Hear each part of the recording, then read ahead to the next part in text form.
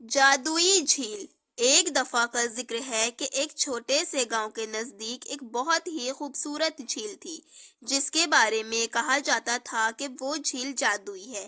گاؤں والے کہتے تھے کہ جو شخص اس جھیل میں غصے یا نفرت کے ساتھ ڈوبتا ہے وہ کبھی واپس نہیں آتا، لیکن جو شخص محبت اور سکون کے ساتھ اس میں غسل کرتا ہے اس کی زندگی بدل جاتی ہے۔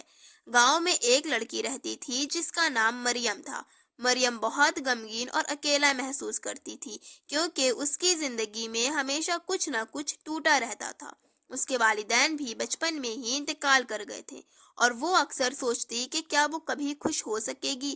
ایک دن مریم نے جھیل کے بارے میں سنا اور اسے یقین ہو گیا کہ شاید وہاں جا کر وہ اپنی زندگی میں خوشی اور سکون تلاش کر سکے۔ مریم جھیل تک پہنچی اور اس کے کنارے بیٹھ کر گہری سوچ میں ڈوبی۔ وہ سوچنے لگی کہ کیا واقعی اس جھیل میں کوئی جادو ہے یا یہ صرف لوگوں کی کہانیاں ہیں۔ اس نے اپنی آنکھیں بند کی اور دل میں سکون تلاش کرنے کی کوشش کی۔ اچانک اس کے ذہن میں ایک خیال آیا کہ جو کچھ بھی اس کی زندگی میں ہو چکا ہے اس سب کو وہ محبت اور معافی کے ساتھ چھوڑ دے گی۔ مریم نے جھیل میں غسل کرنے کا فیصلہ کیا، لیکن اس بار اس کا دل بالکل پرسکون تھا اور اس نے پوری ایمانداری سے سوچا کہ وہ اپنے ماضی کی تکلیفوں اور غصے کو چھوڑ دے گی۔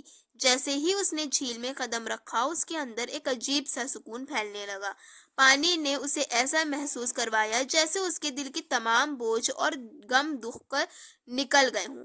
جب مریم جھیل سے نکلی تو وہ بالکل بدل چکی تھی۔ اس کی آنکھوں میں چمک تھی اور اس کے دل میں سکون تھا۔ وہ جانتی تھی کہ اس نے اپنے دل کی گہرائیوں میں محبت اور معافی کی طاقت کو پہچان لیا ہے۔ یہ کہانی ہمیں سکھاتی ہے کہ ہماری زندگی کے غم اور تکلیفیں ہمیں تب تک پریشان کرتی ہیں جب تک ہم انہیں معاف نہیں کرتے اور محبت سے نہیں دیکھتے۔ سکون اور خوشی کی کنجی ہمارے اپنے دل میں ہوتی ہے، بس ہمیں اسے تلاش کرنے کی ضرورت ہوتی ہے۔